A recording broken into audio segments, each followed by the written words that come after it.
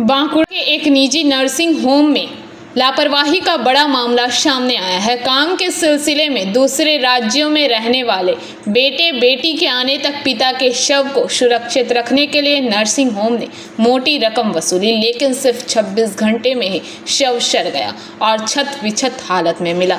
मृतक तारकनाथ मिश्रा के परिजनों ने लापरवाही का आरोप लगाते हुए नर्सिंग होम पर विरोध प्रदर्शन किया। परिजनों का कहना है कि शव को सुरक्षित रखने के लिए जरूरी इंतजाम नहीं किए गए और सिर्फ पैसे वसूले गए। उन्होंने यह भी बताया कि नर्सिंग होम ने शव लेने से पहले तेज गंध वाला परफ्यूम लाने को कहा, जिससे उन्हें शक हुआ। नर्सिंग होम के अधिकारियों ने अपनी गलती स्वीकार करते हुए कहा कि शव को संरक्षित करने में लापरवाही हुई, जिसका कारण यांत्रिक समस्या थी। मृतक के परिवार और स्थानीय लोगों ने इस घटना की जांच और नर्सिंग होम के खिलाफ कड़ी कार्रवाई की मांग की है।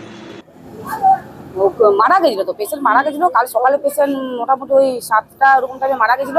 এখান থেকে ডাক্তারবাবু দেখে সার্টিফিকেট দিয়ে এসছে এই নার্সিংহোম থেকে।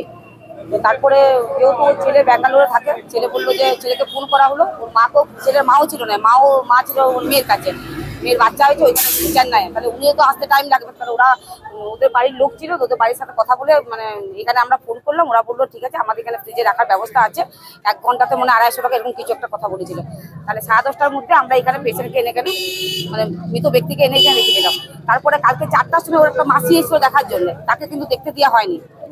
বলা হয়েছিল না আমরা না আজ দেওয়া যাবে না, একবারে যখন নেবেন তখন। আজকে যখন ওরা ওর ছেলে যখন এসছে পেশেন্টকে যখন নিতে এসছে তখন বলেছে প্রথমে বিল মিটাতে বলেছে। ওরা বিল 7,000 টাকা দিয়েছে, মিটি দেওয়ার পর যখন ওরা বডিটাকে মানে বের করেছে তখন দেখতে পুরো বডি পুরোটাই ফ্রিজ চালানো হয়নি, ফ্রিজ বন্ধ ছিল, মিথ্যা বলে টাকা নিয়েছে। উনি তো বারবার এরকমই করেন, প্রত্যেকটা কেসে তো উনি এরকম করেন। আমরা সম্পর্কে আমার মেসোমশাই হয়, সকালে ওনার হার্টের রোগ ছিল, সকালে ওনার হার্ট অ্যাটাক হয়। আমরা খবর পাই সকাল 8টার সময়, খবর পাওয়ার পর আমরা 10:30 নাগাদ এখানে দিয়ে যাই, কারণ ওনার স্ত্রী ওনার ছেলে মেয়ে বাইরে থাকে, ছেলে থাকে ব্যাঙ্গালোরে, স্ত্রী থাকে চেন্নাই, মেয়ে থাকে সিমলা। আসতে দেরি হবে জেনে আমরা এখানে দিয়ে রাখি। ওনারা বলে ঘন্টায় 300 টাকা নেবো রাখার জন্য, সেটাতে আমরা রাজি হই। বিকেল 4টের সময় আমার মাসি আসে, মাসি এসে যখন দেখতে চাই ওনারা বলে না ঠিক আছে, কালকে যখন নেবে তখন দেখবে, দেখতে দেওয়া হয়নি। আজকে যখন আসি যে বডি নেবো বললো আগে পেমেন্ট করুন, পেমেন্ট করলাম। পেমেন্ট করার পর যে দাদারা বডিটা বের করবেন ওনারা বলছে আপনার রুম ফ্রেশনার না হলে কোনো স্ট্রং আতর নিয়ে আসুন। আমরা জিজ্ঞেস করলাম কেন, বলছে না বডি গন্ধ হয়ে গেছে, বের করা যাবে না।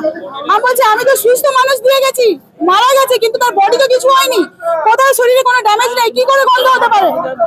আমি বললাম মুখ দেখবো, যখন মুখটা দেখি আর দেখার মতো অবস্থায় নেই। ফ্রিজিং সিস্টেম কোলাপস করেছে মানে হয়তো ওরা যে থার্মোস্ট্যাট বা যেটা ছিল সেটা হয়তো বোধহয় ফেলিওর হয়েছে, এবং আরেকটা বডি ছিল সেটা 4-5 ঘন্টা পর তারা নিয়ে চলে যায়। কিন্তু এইটা যে মানে আমাদের চালু ছিল মেশিনটা, কিন্তু মানে টেম্পারেচারটা হয়তো যে তার মেনটেন করার কথা মানে 13 থেকে 14-15 মধ্যে থাকে, সেটা 23-24-এ নেমে গেছিল, যার জন্য বডিটা এত 26 ঘন্টা ছিল। এটা 12-14 ঘন্টা আসার কথা ছিল, 26 ঘন্টা থাকার ফলে হয়তো কিছুটা ডিকম্পোজ করে গেছে। আমরা দুঃখিত, এটা তো মানে আমাদের ইচ্ছাকৃত নয়, মানে মেশিনের ব্যাপার কোন সময় ফল্ট হয়েছে না, নজরদারি ছিল, দেখেছে চালু আছে, আছে, এটাই দেখেছে। কখন কি ডিকম্পোজ করেছে সেটা এখন যে অবস্থা বডি দেখলাম তো ওটা হসপিটাল বন্ধ হয়ে গেছে এবং রাস্তা পর্যন্ত বন্ধ। সাথে তো হয়েছে, আমি ডিকম্পোজ করেছি, আমি দেখেছি। কিন্তু এটা পরিবারের লোক যেটা দাবি করছে যে গতকাল বডিটা ঠিকঠাক দিয়েছিল, আজকে একদিনের মধ্যে এতটা খারাপ অবস্থা হলো কেন? না, এটা বলছি তো মর্চুয়ারি যে টেম্পারেচার মেনটেন করার সিস্টেমটা ওটা ফেলিওর হয়েছে। এটা মেশিনের ফল্ট। আমরা সবসময় আমরা 6 ঘন্টা 4,000 চেক আপ করেছি, আমরা সকালেও টেম্পারেচার দেখেছি, তখন কিছু অসুবিধা থাকে।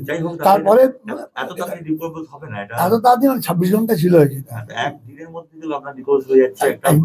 নয়, রাখার পর পয়সা দিচ্ছে, না পয়সা দেয়নি, পয়সা আমরা।